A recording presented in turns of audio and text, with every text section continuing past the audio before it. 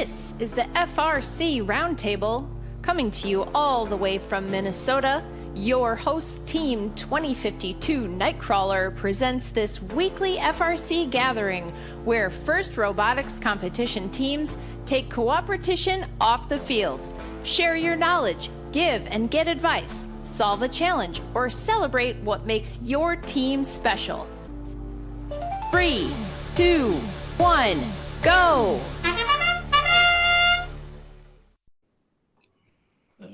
There we go. Recording has been started. We'll give folks a few more minutes to roll in here and go ahead and get started. Maybe we're going to have a light crowd tonight. We get to have a lot of strategy talk or something after we get through our recruiting and training spiel.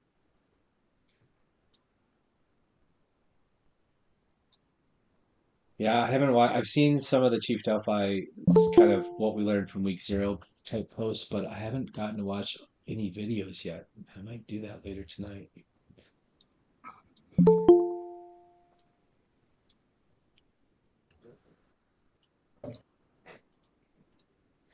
Ian's on the call. Ian, I saw your YouTube video of your jumping robot. Or is that Yeah, it didn't jump as much as we thought it was going to, which is like good from the robot not breaking perspective, but kind of sad from the less cool robot perspective.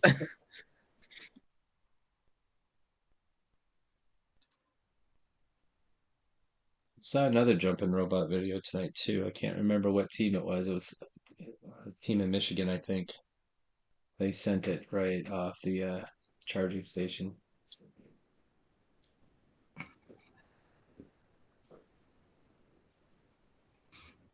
You want to post that video, Ian?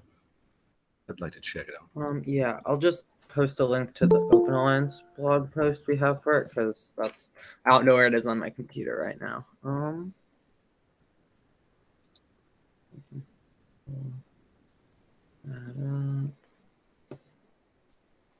So for those of you who just hopped in here, we'll give it a few more minutes, see if we can get some more people signed up. And then our topic for tonight is training and recruiting new students and mentors. And then if anyone has a video of their shop that they want to share, we'll do shop tour videos. And I suspect both of those two things might go a little short tonight. So I think it'd be great to wrap up with what we learned from week 0 competitions. If you competed or if you've watched some, I think we'll probably end up filling up some time with that at the end of the meeting tonight.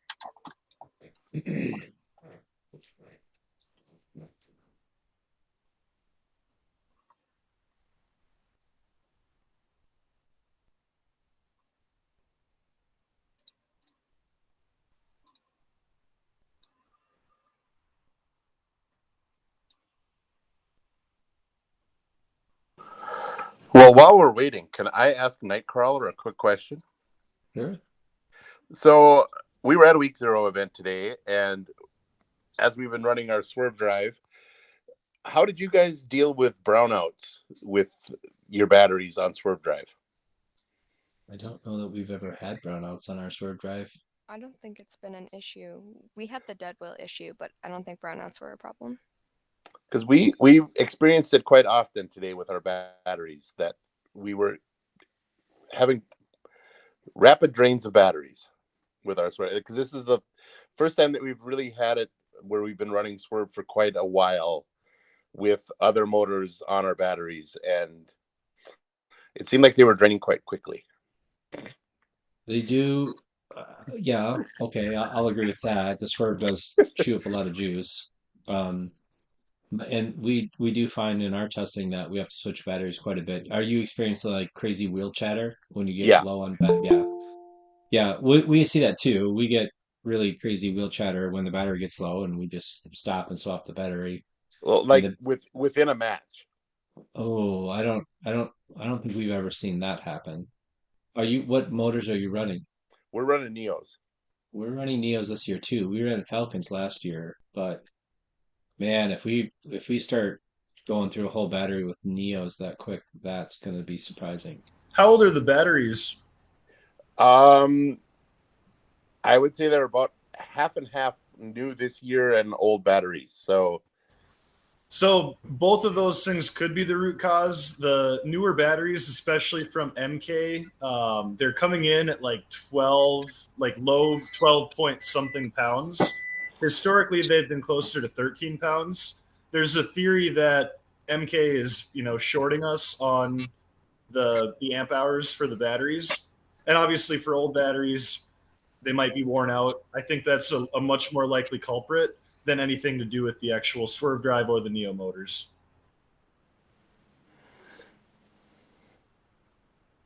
That's a really good piece of information, David. I think we're going to have to. We've never run for 2.5 minutes because we're doing a test. Okay, that worked.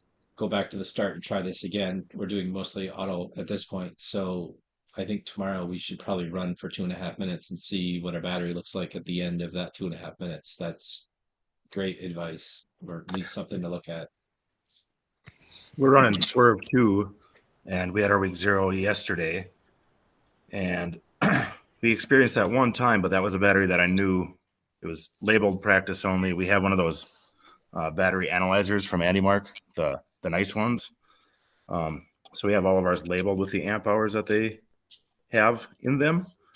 And that one that was kind of sketchy didn't make it through a match.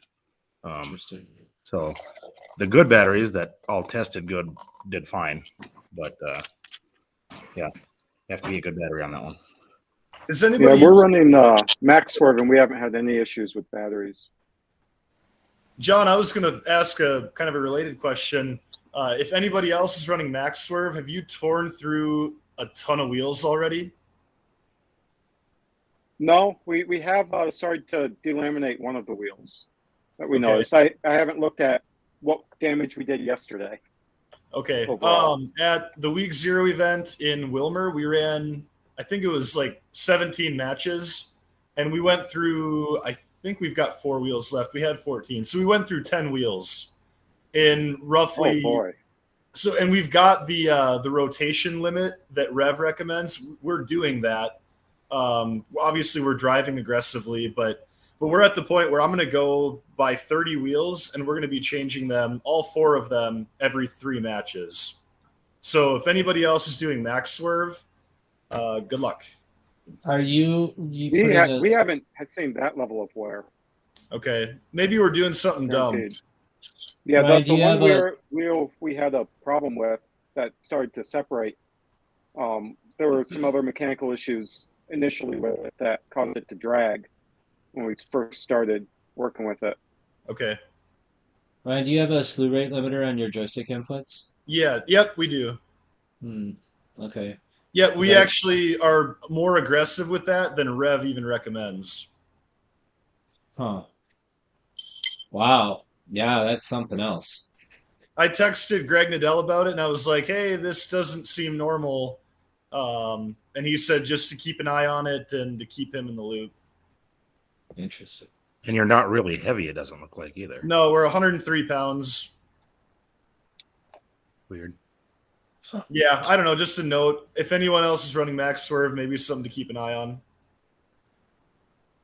All right. Well, let's get started with our regular topics, and then I think it'd be great to go back to week 0. I'm really looking forward to hearing what people have to say about that. But our topic for tonight was set up to be for how do we recruit and train new students and new mentors. I know that some of the mentors had questions about how you recruit mentors. Does anyone have a sort of a formal training program that they run their students and or mentors through that they want to talk about?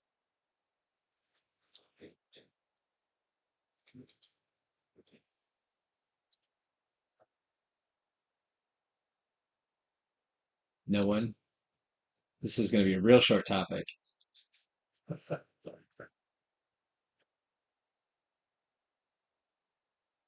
All right. Well, I can start out with Nightcrawler. Nightcrawler, the only sort of formalized training that we have put together is for our programmers, and I'm trying to find the link right now on our website. But we put together a info to Java or intro to Java type training, and we kind of modify it a little bit every year. But It's very similar year to year, and I will paste a link to it because it's on a public GitHub repo. So here we go. So the way that our programmer training works is that we tell kids to go out and go through the first, I don't even remember what it is, 5 or 6 lessons on Codecademy, which just teaches variables and if statements and the very simple basics of programming. We don't send them through the full Java tutorial because it gets into things that we don't need to know for programming. And so once they get the basics down, then we move off into customized training that we did that doesn't teach them robot Java programming for WPI lib, but it teaches them the constructs that we want them to learn. So classes, methods, variables, constants, enums, if statements. We build a text adventure game in there as one of your final lessons. And we use that text adventure game because you're sort of working your way through a dungeon. And that not only implies that you have lots of variables you have to keep track of and lots of if statements you have to evaluate for moving north, moving west and south and east. But it also teaches the concept of a state machine. So if you have a mechanism that the first thing you have to do is open this, then push this out, then start the wheels, then retract. And at any point in time, if the driver takes his or her finger off the trigger and you have to undo all that stuff, you have to know where am I in that process? And I can't retract the piston until I've moved this thing out of the way first, type of deal. So if you have a complicated mechanism, understanding sort of that state machine logic, a text adventure game is the perfect analog to that as well. So we send all of our students to that in the fall, and all of our programming students go through that in the fall. And our build students are welcome to go through it as well. We give students, we have a point system, and our point system lets you either travel to competition and letter at the end of the year for different points. It's how we basically eliminate the concept of attendance or hours put into the program and instead tie it to what you got accomplished. And so if you get through certain lessons, you can earn a point. And even our build students can go through the programming if they want to earn points through programming. On the build side, we are more hands-on type of thing, and we have a less structured program. This year we did Turtle Test, or the test, which was formerly Turtle Trials. And that was really, really good for our build students. I think I've gotten a lot of informally very positive feedback on using Turtle Test as a way to get our new students into the program and get them building a real robot and learning how to optimize what has to get done, overestimating what can be accomplished, needing to redo things several times, and how do you deal with that? So that seemed to work really well for getting our new build students in. And we most recently started doing something with our CAD. We're really trying to push hard on getting more and more students into CAD. And so this year we're giving out points for replicating the CAD for the robot that we built. And so we're saying if you code the chassis and the bumpers, you get a point. If you code the lifting mechanism, you get a point. If you get the grabbing mechanism coded, CADed, you get a point. And so we don't have a formal training structure for CAD right now, but I think that'll come in the future. All right, so that's Nightcrawler. Anyone else want to share their training? I guess I designed my team's code training this year because in the past year I've only had like 1 or 2 members, and it's usually just been like, go look at some documentation, figure it out yourself, because we don't really have many coding mentors either who know FRC code. We got a coding mentor this year, but we haven't historically had one. So it's been kind of like a do it yourself kind of thing. But this year we had 8 members on our code team at the beginning of the year. So I was like, and I've been wanting to do a training program. So the way I kind of did it was I decided to almost run it as a way of teaching code fundamentals at the same time as FRC fundamentals. And this was all, and I think what helped a lot was, I think anyone who does the test can't stop talking about it when talking about training. But we also participated in the test this year. So we structured that. So like we started like, here's how you code a drive base. Here's how you do a subsystem. Here's how you do a command. Here's how you do a robot container. And we did that with the context of the test, which I think really helped motivate students, because instead of being like, I'm recoding this, drive base, practice drive base that already has code for it, what's even the point, right? Which is kind of what it's felt like in the past. It almost became instead like, I'm coding for a competition, which, my code's going to run on the robot. And I think that encouraged people to, start learning things outside. Like there's one new student who was interested in doing PID control. So they learned how to do PID control, in their third month of being on code team. And it was, I think it was really helpful. And it was almost in a way where for tests, we only had new students code the robot. So it was and then all the older returning students would teach the new students. Is like what, there's 2 returning students on code team, but to teach and almost reinforce our own learning to help those new students, which I thought it was, even though it was almost a little more unstructured, it helped us a lot.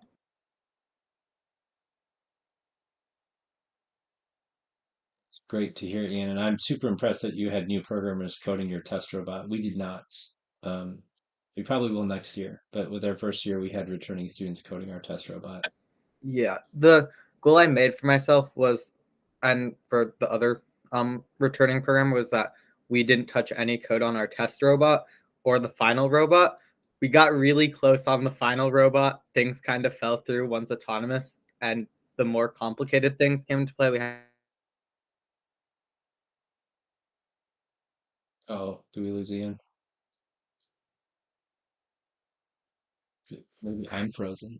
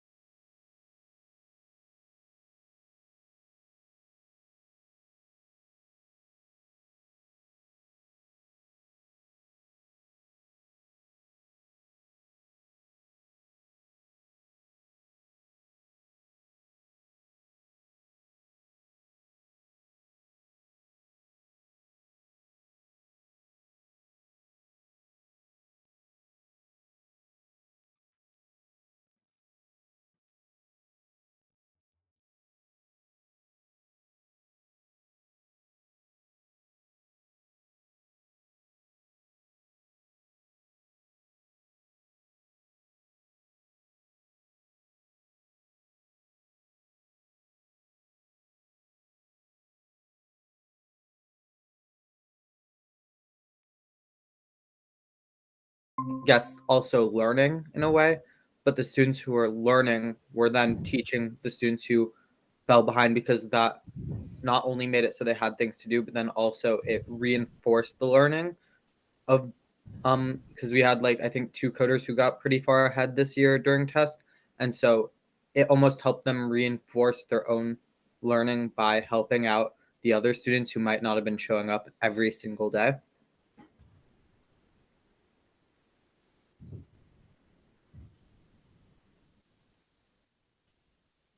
A good strategy. We had developed a Google Classroom a few years ago that actually one of our programmers developed, and we kind of looked over just to give them a basic and had the students go through that and then put them on with our coders as a kind of a mentor while they're coding, which took somebody who's had a year or two of coding, and then if they have to explain their ideas, they got to understand them a little better. This year we're still kind of looking for the student who's going to step in and become the trainee. We didn't have a lot of new recruits until later. I've got a couple that looks like they want to, but they didn't get the training in season that they could have. So, but that worked for a few generations, I guess.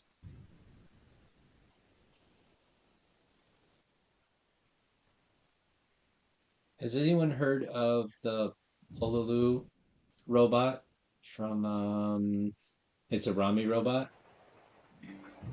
Yeah. Yeah, we got some of those this year and used them in the preseason. I think we got 5 of them.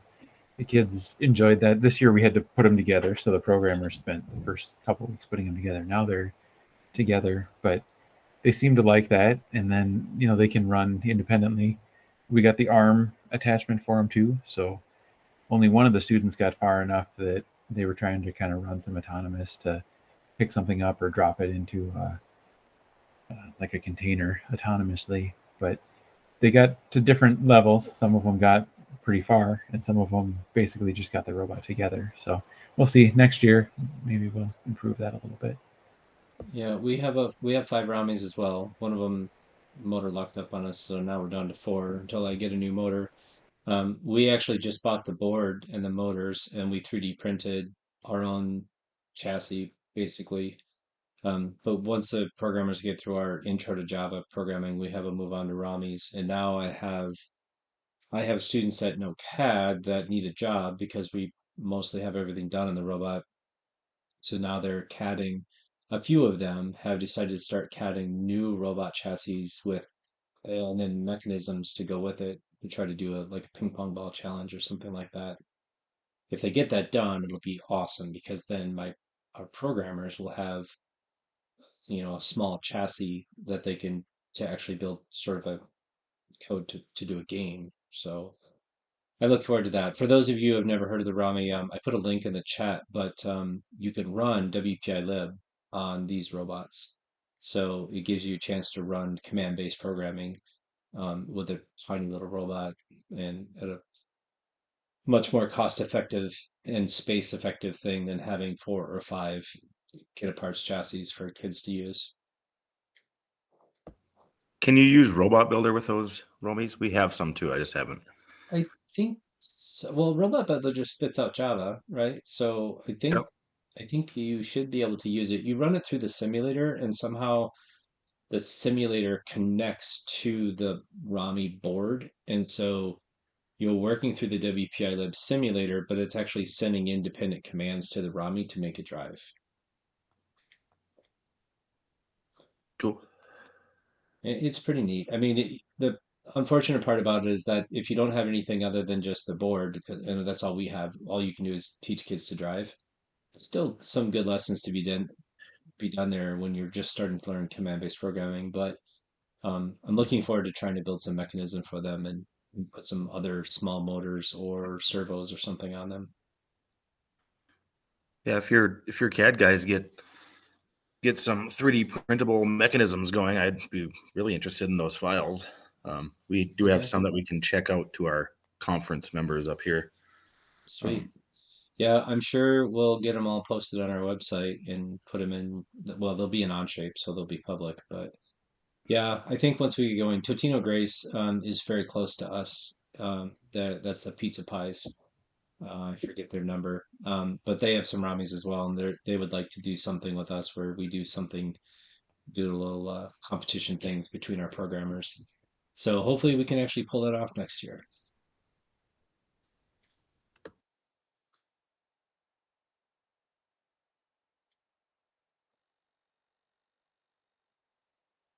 I don't know what I missed when I had to go reboot my internet router, but does anyone have anything else they want to share?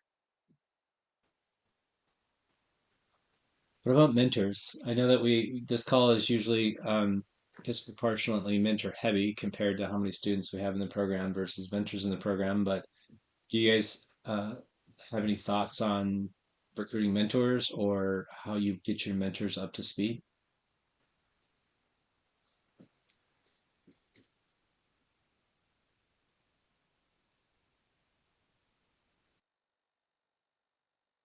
I can say that Nightcrawler does not have a very good program for recruiting or getting mentors up to speed. It's a very ad hoc manner of getting new people roped in. How do you get to stop being a mentor? You die. That's kind yeah, I don't have an answer for that one either. I'm sorry. Well, for us, all of our mentors, which probably is a little unique, all of our mentors are teachers at our school district. We have, well, one just retired, but she still mentors. And one's a middle school teacher, and two of us are high school teachers. Actually, we do have two alum that have come back and are working with our students too. They're college students right now. But as far as recruitment, we've had a little bit of success in the past by doing some demonstrations at engineering, manufacturing type facilities. And you might get one or two of the people that work there that think it's a neat program and come in and work with the kids. And we had a gentleman that was with us for a couple years, and then he had other obligations. But we're working on trying to get some more, specifically on the programming side with one of our local entities to try to get some professional support there. I know a lot of teams run very few teachers and mostly industry people. We're just the opposite. Yeah, we have one teacher on staff that we have one teacher who's part of our mentor group, but for a number of years we had no teachers at all. So it's been fantastic to have a teacher on the team now. It removes a lot of barriers. I mentioned about your alumni. So we have a rule on Nightcrawler that you cannot come back as an alumni mentor unless all the students that were on the team when you were on the team have already graduated. So it's basically a 3-year sort of blockade. So you can't come back until everyone that was on the team when you were on the team had graduated. We don't want students to come right back and particularly those that were captains, to come back up and come right back and sort of resume that captain leadership role. We want students to see them as an adult, as someone other than just a fellow student. I don't know if anyone else has a similar restriction like that, but Yeah, we do too, Scott. that has worked well for us. In fact, this year, in the past 2 years, we've had 4, 5 alumni come back that have graduated in the last 6, 7 years have come back now. So it's been really great to get the alumni back. In fact, it's almost been a lifesaver because some of our longtime older adult mentors have had to move on for different reasons. Several of them had kids, unfortunately, so babies take them away from robotics. So that's a way. If you have a baby, then maybe you can get out of robotics if you have another kid. Not you students. Students do not have babies. Just the grown. My wife said no. Well, then you're stuck. Got to be a mentor forever.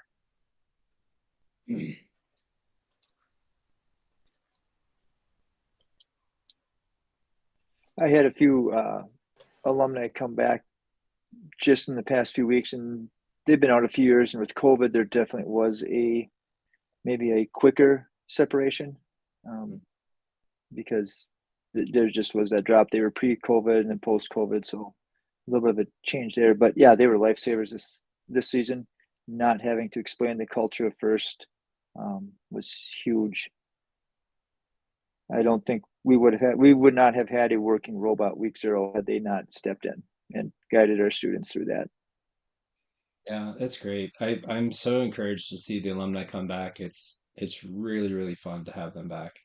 I've been with the team long enough now that seeing people come back, I actually know who they are. So I've enjoyed it a lot. We haven't had enough mentors to have the luxury to tell them you can't come back for 4 years. But there just haven't been that many around. We have one longtime mentor who is a 2016 graduate, but he's been with the team forever. He started when the team started in 8th grade and has been there pretty much every year. It is sometimes still a little bit difficult for the kids to separate from him and see him as an adult, even though he's graduated from high school 7 years ago. We did have another one come back this year who graduated 4 years ago. He's been very helpful, extremely helpful to the mechanical aspect of our team. We let the other ones come back like for kickoff and things like that. I would like to, I like the idea of saying, you can't come back until everybody else that you served with on the team has graduated. It hasn't been an issue with us because we have had so few come back. I was thinking that we would at least have a 1 year gap, but I think if we did that, we would still have the same issue that you're trying to avoid. But if they came this year for the first time, we have a significant number of mentors. We've been really, really weak in that for a long time. So maybe we could apply something like that if we continue to have a lot of mentors. Yeah, I mean, I don't feel like it should be a rule for everybody, but I think it works really well for us. We have 4 students right now that would come back tomorrow, I think, if we would let them. 2 of them come to our Saturday builds and they work with the parents to build our week 0 field every Saturday. They just don't want to be away, but we'll let them come and help build the field with the parents, but they can't come in and work with our students. But I'm looking forward to all of those students coming back and I think they will. They were excellent captains on the team, and I can't wait to have them back once they're old enough.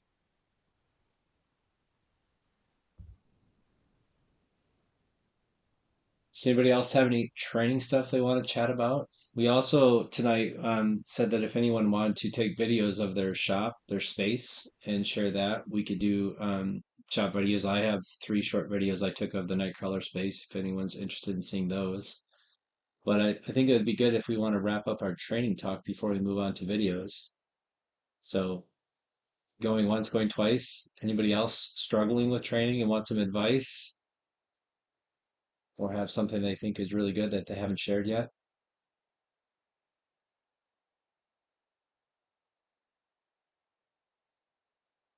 Nobody. Okay, let's move on to videos. Anybody want to share their shop video? Does anybody have one? I know Jesse posted his shop video a couple of weeks ago, or a link to it. He's got a really long, actually, shop video on YouTube that he shared. I could repost that if anybody wants to see it. Yeah, I think that was a great video. I really enjoyed watching your video. Mine's not on YouTube, but I can bring it up here and then I can share my screen. I'm going to turn the volume down because it's while our other meeting is going on. Let's see here. So how do I share my screen in Google? Present. Entire screen. This screen. Here we go. Can you guys see this?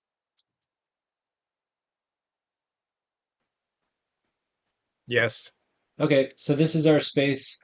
We are in what was the old gymnastics gym. The school district did a bonding referendum and built I don't know, 5, 6, 8,000 square foot gymnastics space in a different building in the district. So we have their old space, which is sort of half a basketball court, and we share that space. It's used during the daytime with adaptive PE, and then after school, the dance team uses the space, and then we have it after the dance team has it. So we have to put away all of our tools and all of our stuff in this big gym space area. And then we can push our field elements up against the outside, but everything's got to get put out of the way in order for the other people that share our space to use it. So we basically have folding tables and chairs that we set up all around the gym part floor for all of our students. I think I filmed this on a Wednesday night, so we usually have about 75% of our students there on Wednesdays. Lots of students have conflicts on Wednesdays. And so this is what our space looks like in the shared space area. And then through these doors here is our shop. That used to be where gymnastics would put all of their stuff when they're not when they weren't competing. So this was basically a dungeon that had 3 light bulbs in it. So we painted the walls and we bought fluorescent or LED lights and hung LED lights up. And then I found a company that donated pallet racking. So we put in pallet racking and we're able to get a lot of our stuff in the pallet racking. But you can see that at the end of the meeting, when we push everything into our space, there's really not any room to work in there. And then this last video is with things sort of moved out. With everything sort of moved out into this wall is our museum wall. So any part that was on an old robot that broke or prototype part, it gets hung up on our museum wall. And then this is 2 of our mentors working with our new CNC down below. We put all of the old robots that haven't been taken apart are up on those 2 shelves. All of our other stuff is on the shelves here. We had some mentors working on cutting polycarb that night. That's our little Omeo X8. And we have 3D printer in here. There's our t-shirt cannon robot in the far left. Battery cart, sander, our tool chest, horizontal bandsaw. We have a drill press in this space as well. So with everything sort of pushed out into the gym, we can put maybe 4 or 5 students into this kind of shop type area, and they can work without bumping into each other. But for the most part, our space is a bigger closet. We used to have a very, very small closet where you couldn't walk through it at all at the end of our meetings. And now we have a bigger closet that we can actually leave some stuff out on the tables in here if we need to at the end of our meetings. But that's our space. Happy to let anyone else who's got anything they want to share it. I could share an old video of our space. Let's see. Is that going to show it? All right. Nope, that's not showing it.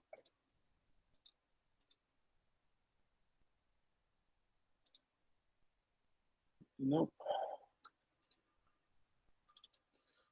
Try not full screen on that. Yeah.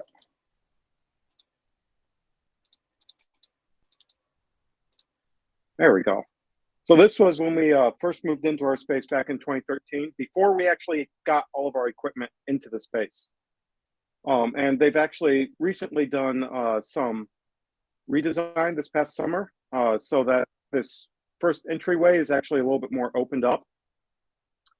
So the 2 walls on the left and right are torn out right now, and it's a nice wide area.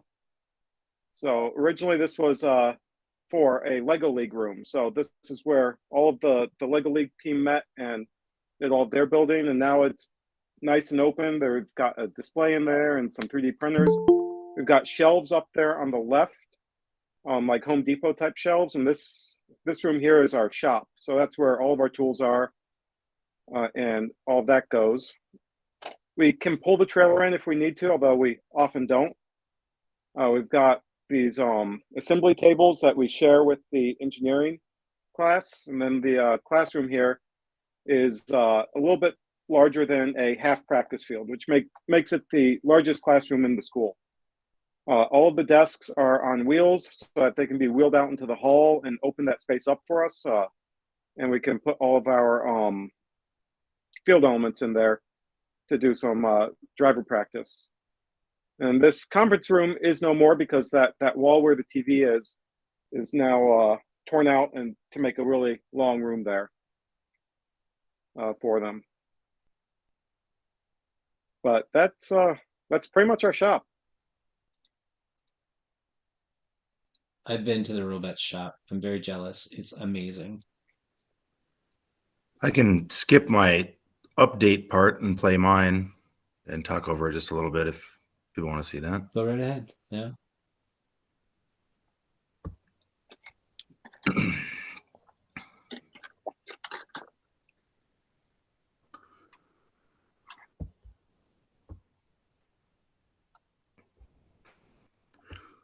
So I usually, we have a YouTube channel and I post updates weekly on what we're up to. And so this is kind of just right at the end of the update. And you guys can see this, right? Yeah.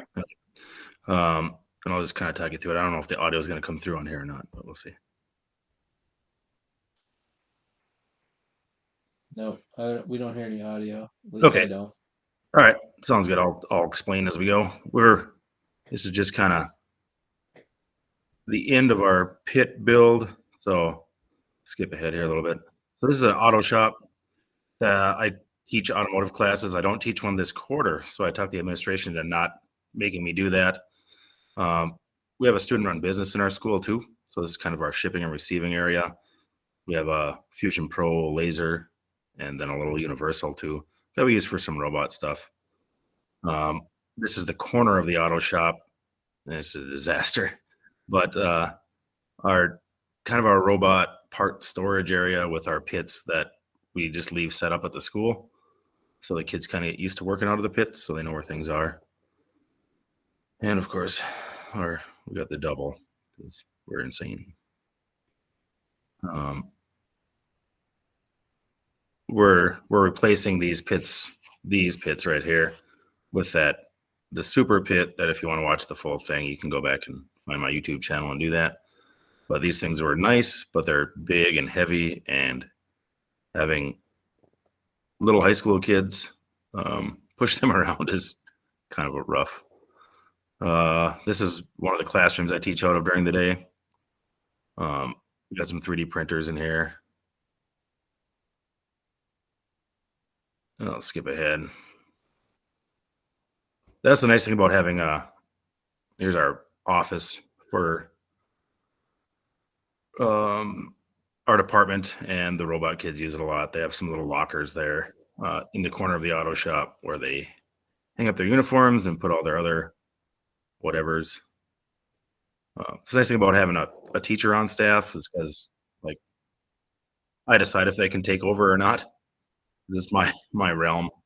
But that's a shot of our powder coating setup, kind of a shot of the machine shop. We got a couple knee mills, drill presses, a couple lathes, a CNC plasma cutter in the back. Some stock there that we're using. This is our CNC router that we use a lot for robotics. It's a Velux 5050. We were making some brackets that night, evidently. But pretty crucial once we got, my dog, upgraded to that thing. It was great having parts that actually fit together. We do a lot of building of our field element stuff for our conference in our wood shop. We have a CAD lab.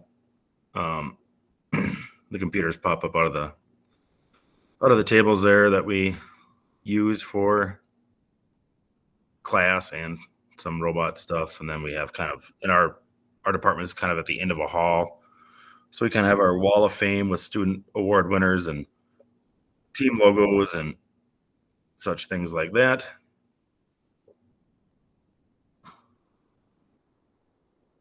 Every year our students vote for members of the team to receive awards. And this is kind of an extra thing that people have designed game things over the years and cut them out. And then we have a little lit trophy case to display what we've accomplished. So that's the Cass Lake shop, and I'll give the screen back here. It's awesome. Oh, maybe someday I'll have a big machine shop in our space. Do you have much of a tech ed department down in your school? We actually do, but we try not to ruffle too many feathers by try to stay out of there. You just got to get one of them on board as a mentor and then just take over. Maybe. I mean, it could happen, right? It's possible. They actually are very busy with other programs in the school, so I think it'd be a hard sell to get them to also do robotics. No. Anyone else have any videos they want to share of their space? I don't have videos, but I have a couple photos that I Sure. pulled up that shows like generally the full space. Right ahead. 1 second. It's asking me to approve Google Chrome to let me share my screen through it.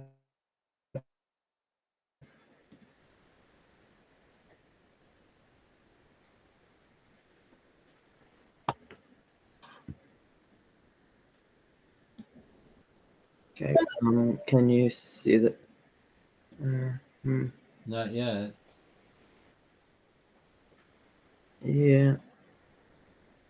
Oh, it's gonna force me to quit and reopen Chrome to Okay. do that. Oh well. Well, maybe next time, or if you want to come back, if you want to quit and come back, that's fine too. But we can wait and do it next time. Does anybody else have anything they want to share? And then if the answer is no, we can move on to week 0 conversations. Anyone else? Going once, going twice? All right. All right, so I am really eager to hear what everybody's experience was at week 0 for those that have already competed. I know several of you already have. Anyone want to share what they observed or strategy things that they learned? Any or observations? We haven't had our week 0 is next weekend, so we don't have any of this experience yet.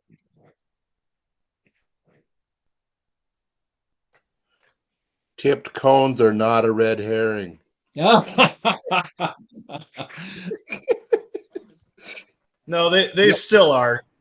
There No, are a lot actually- of them week 0, but they still are. No, with it there. Well, from what we saw at our scrimmage today, I mean, there's not a lot of game pieces out in the middle of the field. And from what I watched from out in New Hampshire, there was not a lot out in the middle of the field. But I had to laugh because one match they started with all 4 of their cones tipped over, and I immediately thought of Ryan. No, that I saw the same thing, and also there was one where they actually started them upside down. I think because they wanted them tipped, and I think they thought it was funny. But a lot of teams are going to start them sideways because they actually can only pick them up when they're sideways. 53-48 was one of those that if they had an upright cone, they would actually try to knock it over before intaking it because they couldn't handle upright cones that effectively. So the teams that designed for it, that'll be interesting. One thing that I'll note is we can only pick up upright cones, and it was extremely difficult in the middle of the field. If we didn't get there before the chaos ensued, we just had to go to the human player right away. So with that in mind, we're probably looking at only loading 1 cone out there and 3 cubes because anybody can intake cubes any orientation. So, I thought that was a little interesting. But I've got a lot of stuff I'd like to say, but I'd like to hear from other people first. I thought that it was definitely like a mad scramble for those 8 middle cubes. And I think, once we see more multi-game piece autonomouses going, it might not be as much, but it almost felt like that would kind of decide how the rest of the match went, because if your team gets 6 out of the 8 cubes or cones or whatever in those starting 8, then you have a huge advantage over the other team, because those are basically cycles where you have to drive half as far And so I think that there's definitely going to be almost a race to get those at the starts of matches that we're going to see. Our week 0 was mostly like a practice matches, not scheduled practice matches. We had intended to do some practice, like official sort of practice matches, but it just didn't work out with there was robots that did not make the field all day. There's a lot of people that just wanted to more test and tweak things and really run a match. But yeah, with ours, I knew it was going to be the case with ours, but it takes a long time for us to tip back up a cone vertically so we can grab it, and we can do it, but it's probably cost prohibitive for us to do it at this point until we get a lot of practice doing it, or maybe another mechanism that does it better for us. But vertical ones were good. Cubes were pretty easy for us. Working on set points for scoring, which is hard to do during a week 0. I mean, that's something that you just got to do in the shop really slowly and methodically. But I would say, I don't know, maybe Bemidji team, Kirk might have a better grasp on how many teams made it out there, but I would say a lot of them made it out there at least once. There's a few that were working most of the day and had other teams working with them. I would say probably 2 or 3 that didn't make it out. Most of those made it out at least once. Yep. Especially as the day went on. And I didn't get to watch a whole bunch of matches because I was in the pits with my team most of the day, but didn't see any really crazy autonomouses. Some basic score of the cube that you got thing. There was a couple balances that I saw autonomously. I'm pretty sure those were just drive for a time or distance. I don't think they had anything really fancy incorporated into them, although I could be wrong. Congestion on the field running back and forth didn't seem like as bad as I thought it was going to be, but that's maybe because nobody was really dialed in yet. I think once people get dialed in, there will be a problem there. Definitely coordinating the balance at the end, because there's a lot of robots that cannot make it up there. If a robot is presently balancing, they need it to tip to make it up. So you're going to have your driver get up there if you're not going up at the same time, and then back down to lower it, basically, for the other alliance members to get up there. I don't know if any robot can make it up there without it being tipped down in their direction. Those are a couple of my takeaways, I guess, at this point. Did anybody have a triple balance at their week 0s? We had several doubles. I don't know if we had a triple. There was a triple at the week 0 at Egan. There was one. There were a bunch of them at the official week 0 in New Hampshire. I'll share my screen. I'm going to be doing a video for Funalysis. I don't know if anyone's heard that before, but it's a video from, I don't know why it's not letting me share here. Oh, there we go.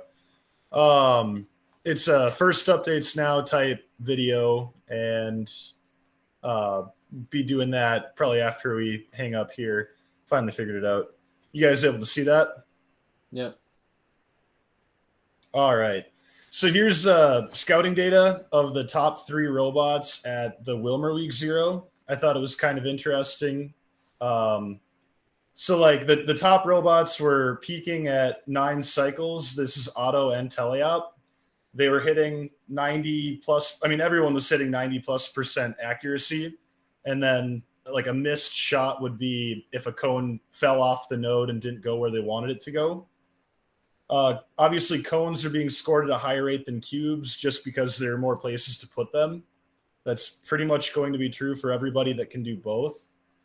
One big thing I would note. So there's some interesting information. I think like ranging from 5 to 9 cycles was the top 3 there. I've got one other picture here. At the official week 0, I looked at the finals because it's kind of a unique thing. They played 4 finals matches. So I broke it down in terms of how they got their points. And so they have game piece points, points from links, end game points, which are both parking and charging station. It's a little misleading because that's also charging station during autonomous. So it's all charging station points, including parking. Penalties, and then I looked at their unpenalized score and final score. If it's highlighted, it means they won that category. If it's not highlighted, it means they either tied or lost that category. And so if you look at the final score here, blue won the first one, they tied the second, and red won the last two. If you look at the first one that blue won, they tied in endgame points, and then penalties just set them over. If you look at the one they tied, blue actually won endgame points. They had a deficit elsewhere, which is where they lost. In penalties, they had a deficit. But the interesting thing is final 3 and final 4, blue in both of them had 2 robots up near the end of the match, and they were level for 20 points. And then the third robot came up with about, sub 10 seconds left. And each time they went from having 22 points in the bag down to 14 points and 10 points. And if you look at the point differential, if that robot, they lost by 8 points and by 10 points. If that robot would have just stayed away, they would have won both of those matches. So my big takeaway there is you have to either tie or win endgame points. I think in Duluth, you're going to have to get 42 endgame points, which is the maximum. I think you're going to have to do that pretty consistently to win in the playoffs. That'll just be a baseline. Everyone will do that. And then it'll come down to actual cycling and how good are your robots moving game objects. But I don't know. That was kind of some information that I gleaned from the official week 0. It didn't look like they were having any more difficulty than the fake fields we're using. It didn't look like there's any kind of gotcha like there was last year with bounce outs. It looks like a pretty straightforward field. If any, I quit talking and I'd like to hear feedback on that. I also have some videos that I'd be happy to share too.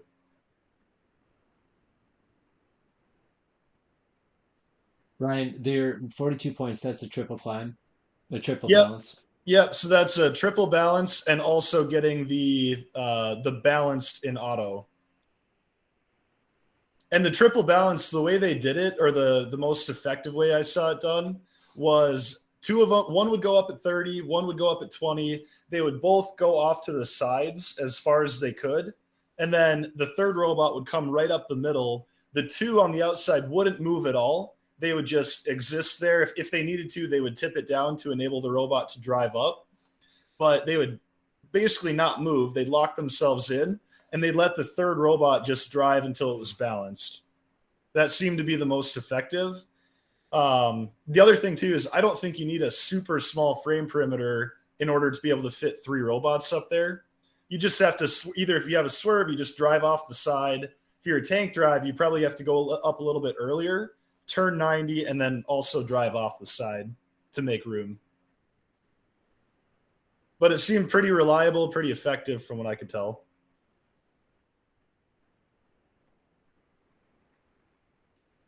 What about Any thoughts on that? I don't have any thoughts on the balancing. I think you covered it really well. I'm curious, did we see robots tip over, fall off the charging station?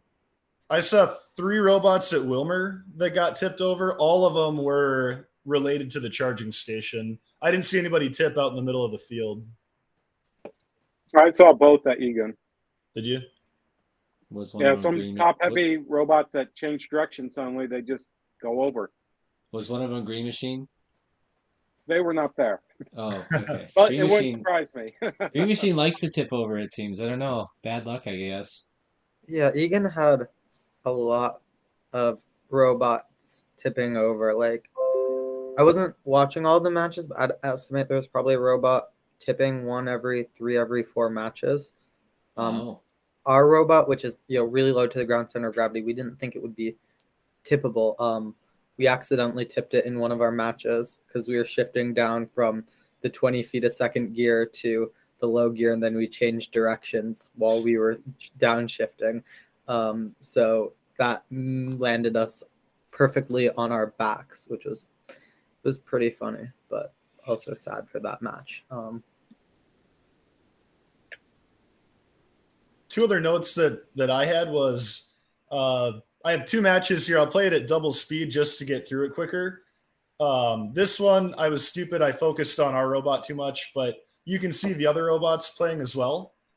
If that playback isn't, if you guys can't see it because it's too choppy, let me know. But basically, in this match, there are three robots cycling offensively, and all three of them were highly effective. They were averaging between 5 and 9 cycles per match. They were all doing really well. And in this match, all three of them kind of slowed down. You can see there's traffic kind of everywhere they go because they're all trying to get to the same locations. This one right here, I mean, all three robots are scoring at the same time. You kind of have to wait for the outside two to get done before you're even able to leave. And then at the feeder station, you can see all three of them are down there right now, just trying to squeeze by each other to get the game objects. At the end of the day, these three robots, you can see how many they're scoring. They ended up getting 17 game objects.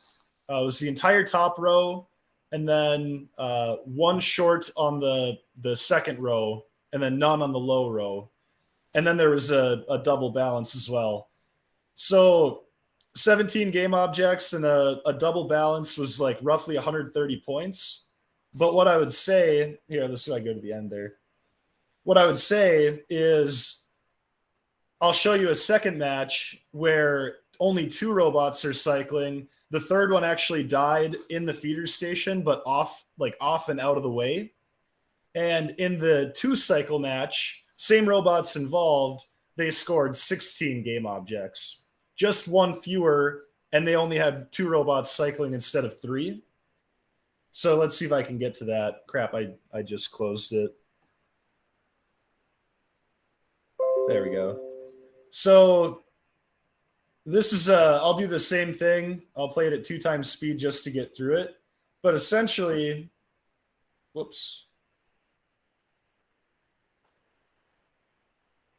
essentially the theory here is that it's definitely a game where 2 offense and 1 defense is going to be better than trying to go triple offense.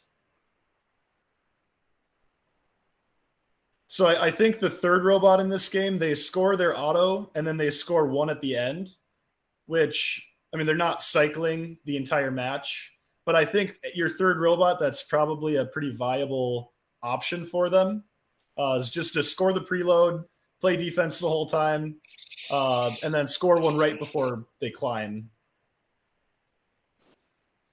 Hey, Ryan, do you think that part of the need for the 2 offense, 1 defense is because of there's only 2 channels into the community, and could that be solved by dedicating your slightly slower robot to only handle the middle scoring positions? We ran a couple like that, and honestly, going over the charging station is not any slower if you're able to do it without tipping. I mean, we could just launch over it. It was no big deal at all. We just didn't for wear and tear reasons. I don't know that solves the problem a ton. The bigger choke point is at the feeder station, not at the scoring location. So, I mean, you can maybe partially solve the problem, but I don't think your efficiency is going to be, greatly improved just by cycling over the charging station. Yeah, and something, I guess, one of the reasons why I was thinking about the race to get those 8 in the center, because I'm thinking maybe we're going to see teams not even attempt to score those, but just get them into their communities where they're safe, like almost hoard them, and then maybe have like 1 robot scoring those 8 that they get in the beginning of the match, or however many of those 8 they get while the other 2 are cycling from the feeder station, which seems to be the much larger choke point. I've been calling that all the the 8 in the middle that aren't scored. I've been calling that the cornucopia. For anybody who's seen Hunger Games, the cornucopia is like the center thing with all of the resources. the people that run toward the middle, it's a high risk area for getting killed. But I think that's the cornucopia. Everyone's going to rush in there at the beginning of the match. And every alliance that I'm a part of, our defensive robot is just going to go in there and wreak havoc at the beginning of the match. We're just going to crash into them. That'll be objective number one for our defensive robot every single time. And my theory is if it's not cleared out of there right away, you've either got to get to it before probably the first 3 seconds, or you're better off just going to the human player station. I didn't really watch any of the week 0 events. What was the feeder station preference for those robots that went there? Were they going to the double or the single? At Wilmer, it was robot dependent. 53. Yeah, I saw both. Yeah, 5348 almost exclusively went to the single substation. We went to both. I think the double substation was probably better for us. The human player can adapt the shelf left and right, which we kind of liked. Definitely both were in use, and I think definitely you need to use both for an alliance to be able to get in and out of there efficiently.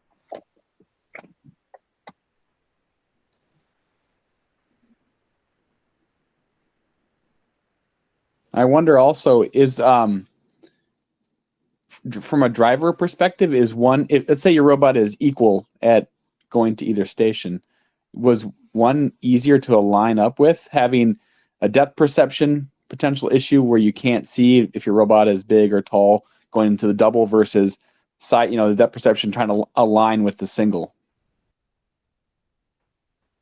I don't know that there was a big difference. I mean, we've got a fair amount of driver practice in, so it might have just the difference might have shrunk due to driver practice. But when we were at Wilmer, they were about the same.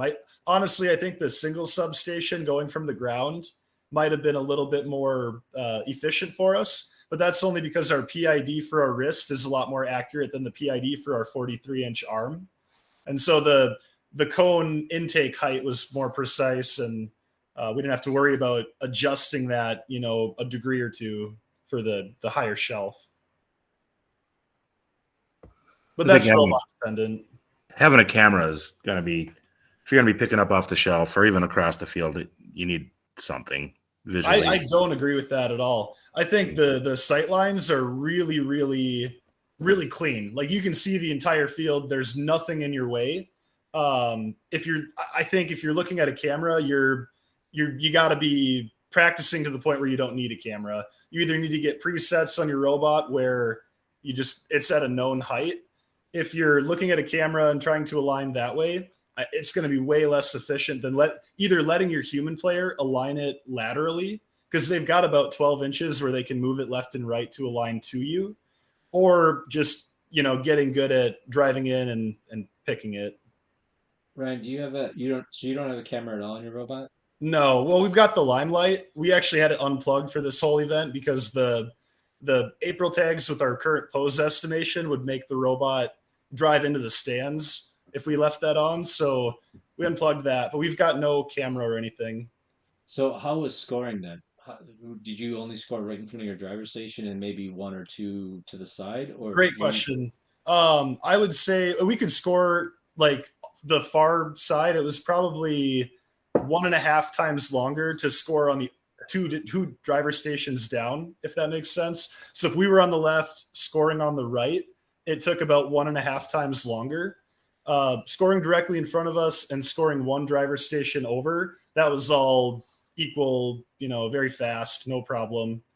I would say part of that was probably because we've been practicing really far offset. We never practice in front of us because we just assume that'll be easier anyway. But from what I saw from other teams as well, I don't think scoring one driver station over will ever be an issue.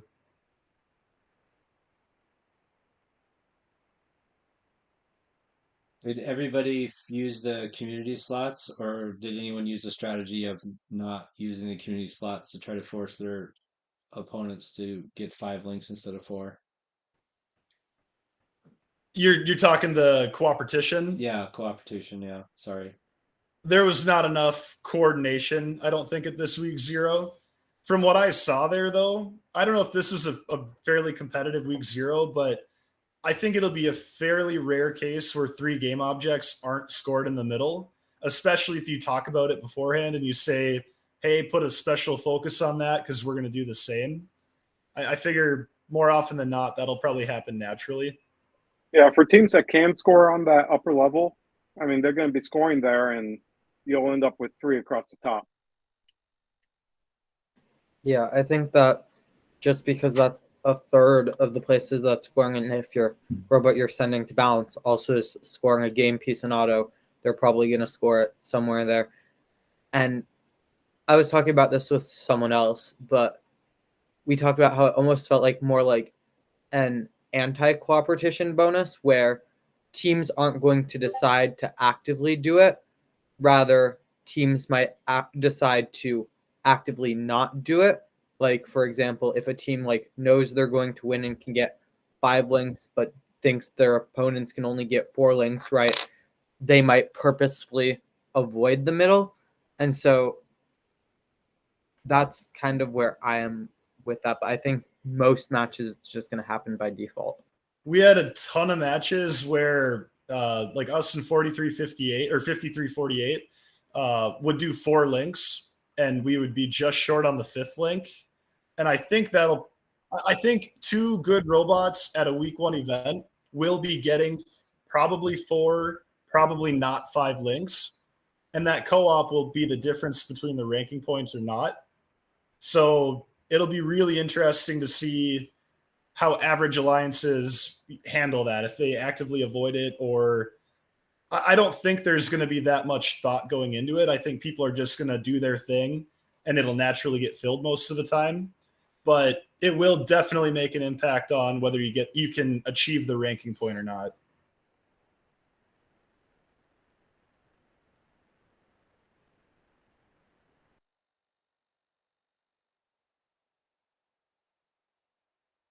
So based on what you saw for this week 0 competition, how likely do you think it's going to be that we're going to run out of places to score game pieces in finals for week 1 regional, week 5 regional? It won't happen in the playoffs. Defense is going to get too bad. It'll happen in a random qual match where you've got 3 stacked robots against, 3 robots that struggle. And it probably won't happen week 1.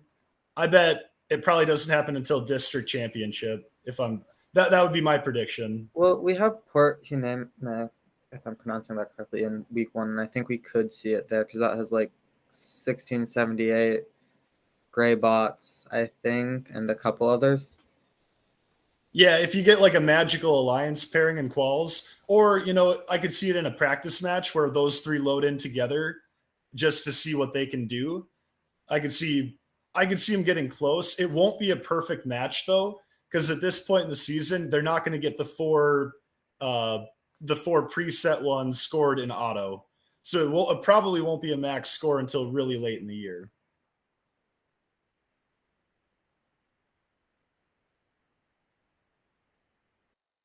What did you see for autos? Did you see 2 game element autos? Did you see anything better than 2 game element autos? 3015, they have a 3-piece auto with a balance. There were 2 teams at Wilmer that had 2-piece autos. Neither of them worked. The best autos effectively were score 1 and then balance. And there were probably 8 to 10 teams that had something somewhat workable for that, which I thought was a pretty good number. That made me happy that I want to see that become common, right? Because if you don't hit that, you're not getting the ranking point. Right.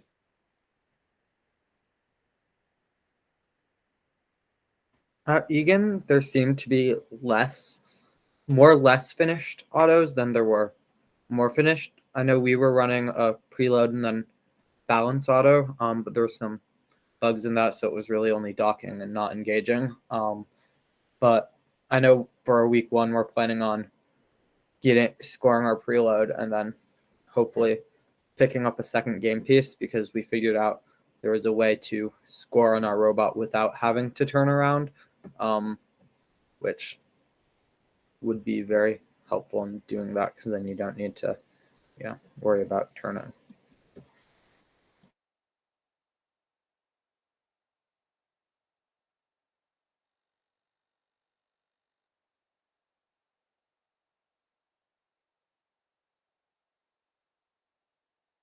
Hey, I don't know that I have any other questions about what you guys saw your week zeros. This has been a really great review. Does anyone else have anything that they want to add or questions they want to ask about week zero? We did see how effective a good defensive bot that's fast can shut down your scoring stations. If they can get back and forth between those two entry points quick enough, they can frustrate some drivers. And it doesn't take much to get back and forth between the two of them to shut down getting in and out of there. Did anyone resort to going over the charging station to Some alleviate did. that? Some did, but we noticed that there are some teams that are running swerve that have a hard time getting over it. And a lot of teams that are running the white wheels for the kit apart bots have a hard time gaining traction on the polycarb. They can start to get up, but once they get up, if they get hung up a little bit, they're done for. My guess on that is that teams are trying to be careful with their modules early in the season. Yeah. And that, I mean, like I've seen MK4 and MK4Is go over the charging station, no problem, as long as the bumper height is correct. I think when we get into the season, if people are going to try to block the flat paths going through, I don't think that's really going to do a whole lot.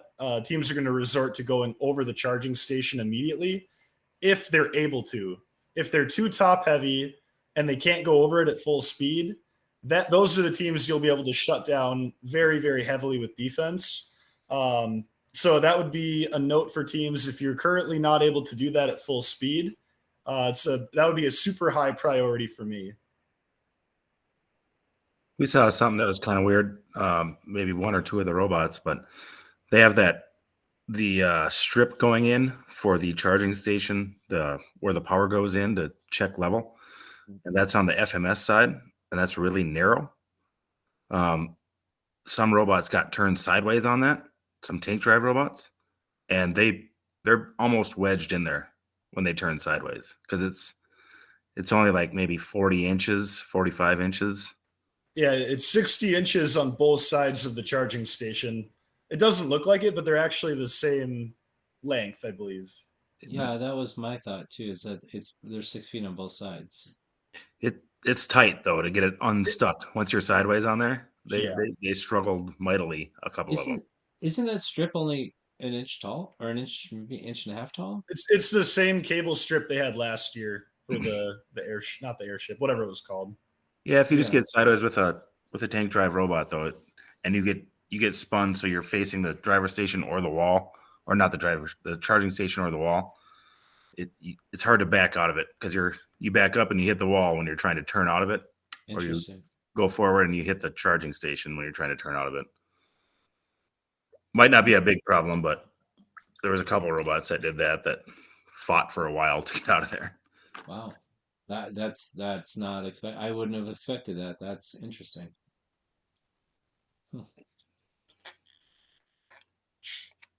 How about popped cubes? They weren't that bad at Wilmer that I noticed, which we got all of our cubes back unpopped, which we saw a few at Egan, not too many though. Our team accidentally popped at least one yesterday. In auto, it was kind of tragic. There was a leak in our pneumatic system, so the arm didn't deploy at the beginning of auto, so it shot it backwards. This is actually when we learned that we could outtake the opposite direction, but it was set up so that it would have come down first, and so it basically shot the cube behind the robot, and then the robot drove over it. It got caught in one of the wheels and then popped, and then the robot spun during the rest of the autonomous because one of the sides of the wheels was locked up by the cube. It was another pretty funny moment for the robot. Inspectors will be looking for sharp edges and pinch points around your intakes to help prevent pop cubes. We didn't see too many at ours. Not too many pop cubes. A lot of people driving over the short end of the cone and kind of getting messed up by that. But the tipped cones, if you come up on them on the ramp side, but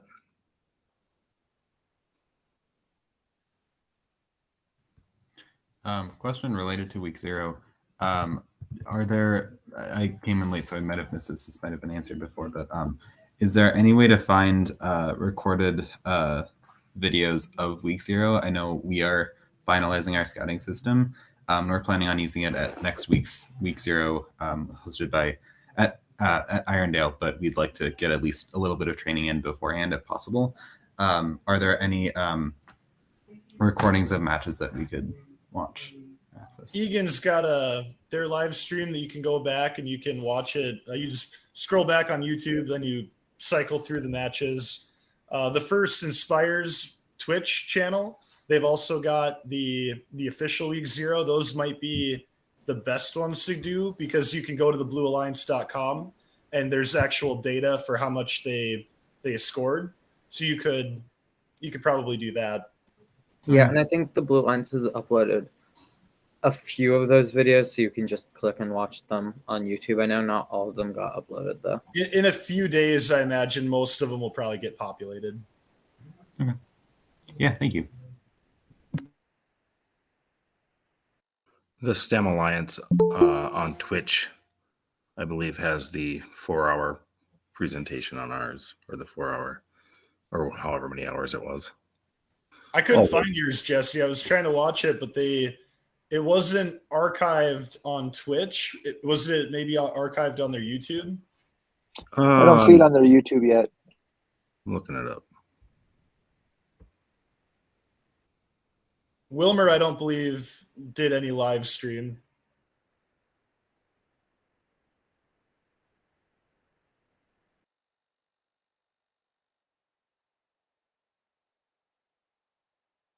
Nightcrawlers, our week zero will be live streamed. You'll be able to find it on our YouTube channel, but I don't know if it'll be on the Blue Alliance yet.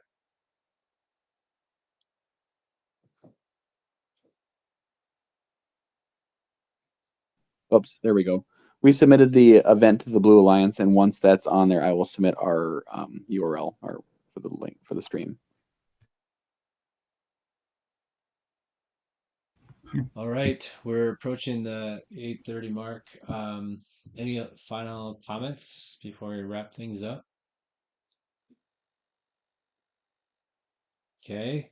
What are we going to talk about next week? Do we want to spend the whole week talking about our final preps, or do we have another topic that we want to chat about? I think that next week it'll be, well, for us, it'll be 3 days before we send our robot up to Duluth. We could do reveal videos all night and chat about robots and design decisions if you like. I like that idea. I think doing reveals would be fun. I know I've spent my day today working on our reveal, and then realizing we need a lot more footage for said reveal, and then realizing that I need to get that footage in a few days if we want to submit it to the first updates now reveal night. Oh, Like, right. is that, Oh, yeah. is that Tuesday? When is that? Is that Tuesday? Yeah, the 23rd, I think you have to have it submitted by. Okay. Well, it depends on how bad the snowstorm is, I think. Right. That's not looking forward to this. Yeah, we might miss 3 days of very important build time if the school is closed. Yeah, it's gonna be rough. Yep, very bad.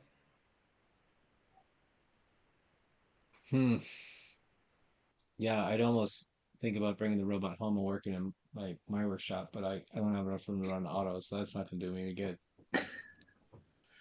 That's where Our we're at students are too. off. Our students are off this whole week.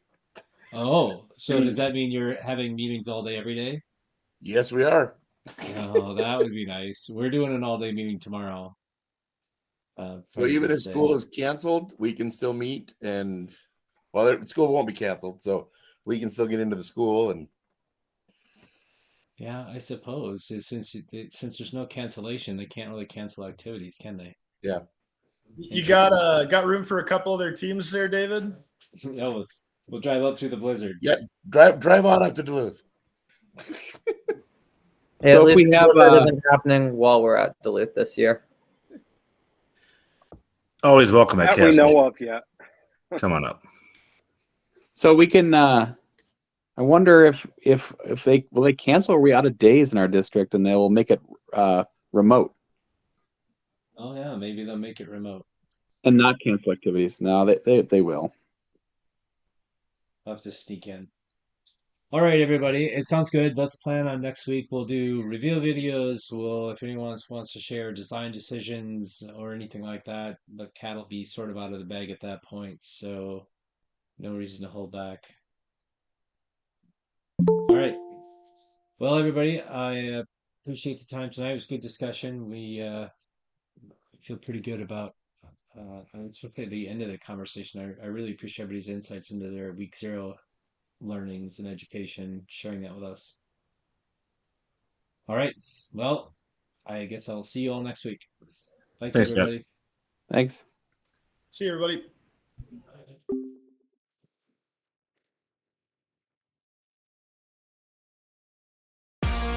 That's it for this week's FRC Roundtable. Join us live all season long, every Sunday night. Visit the website at team2052.com/roundtable to sign up for weekly invites. In the meantime, keep building, keep learning, and we'll see you next week.